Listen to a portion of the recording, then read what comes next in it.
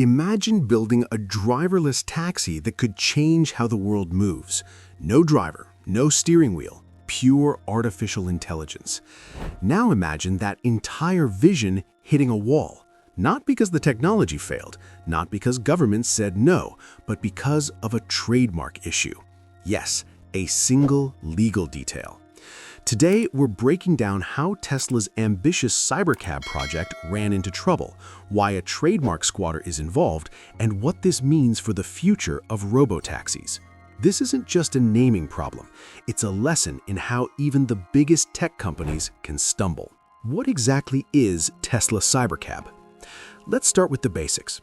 Cybercab is Tesla's vision for a fully autonomous taxi, a vehicle designed to drive itself, pick up passengers automatically, and operate without any human driver. There's no steering wheel, no pedals, and no driver's seat in the traditional sense.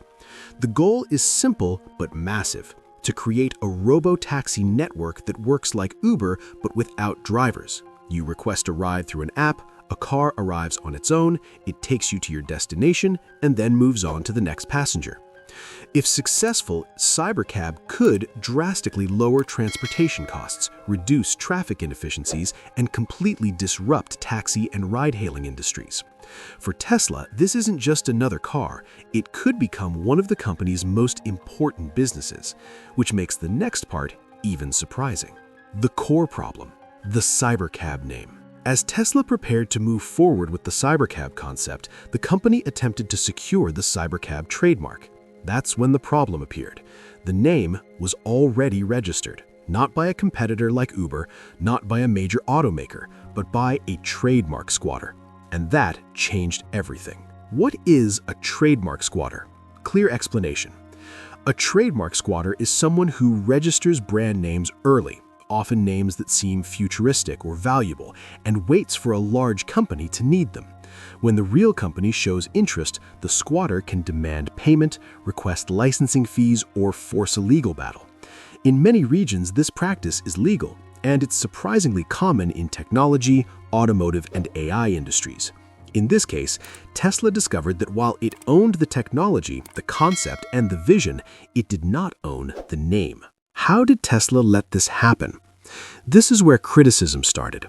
Tesla is not a small startup, it's a global corporation with experienced legal teams. So how did a trademark issue slip through? Industry analysts suggest a few likely reasons. First, Tesla prioritizes engineering and innovation over branding timelines. The focus was likely on autonomy, AI, and vehicle design, not name protection.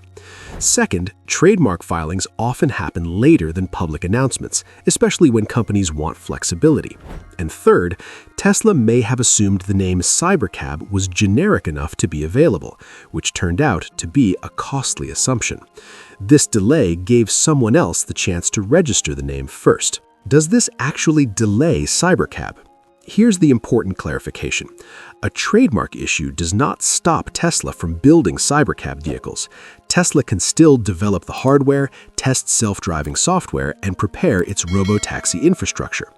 However, Tesla cannot officially launch or market the product under the name Cybercab without resolving the trademark issue. And that matters, because branding affects public trust, marketing clarity, and regulatory communication, especially for a product asking people to trust AI with their lives. Tesla's realistic options. Right now, Tesla has three practical paths forward. Option 1. Buy the trademark. This is the fastest solution, but likely expensive. Trademark squatters usually ask for high payouts once a major company is involved.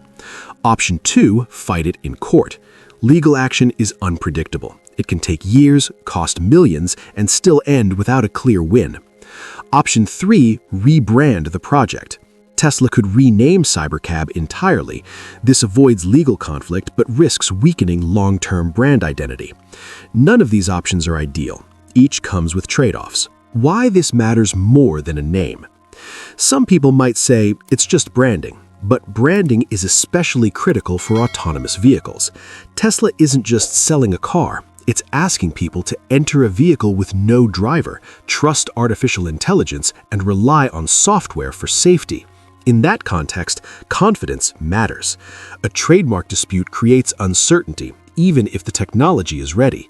And for a future-facing product like Cybercab, trust is everything. Has Tesla faced naming issues before? Yes.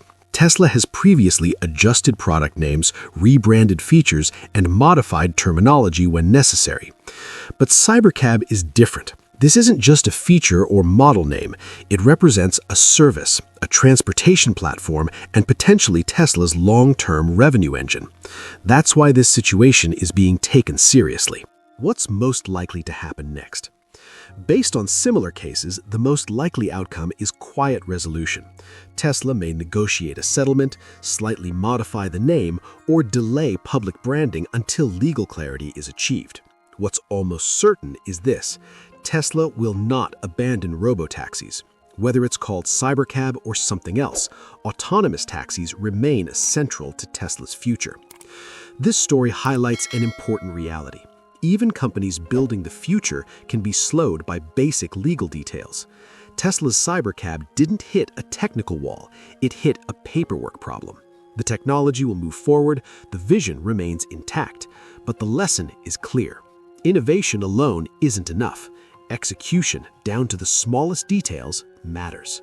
You're watching InfoByte Network, bringing you clear, honest breakdowns of the tech shaping our future.